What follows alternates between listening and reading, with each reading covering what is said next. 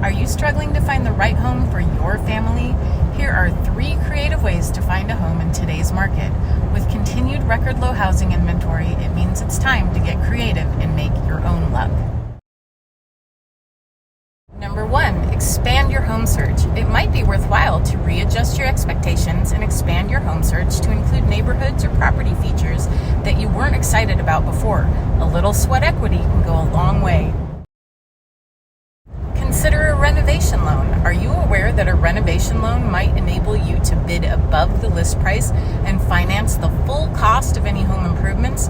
This could be especially useful if you expand your home search to include homes that need a significant facelift or renovation in order to meet your family's needs. And finally, consider off-market options. Have you tried reaching out to your social network to see if anyone is interested in selling their home? Someone you already know may know someone who may be interested in selling their home to you. Another way to find off-market options is to directly ask people who live in your desired neighborhood if they know of any neighbors who are thinking of selling or moving. I have a lot of contacts. DM me, renovation loan or off-market if you're interested.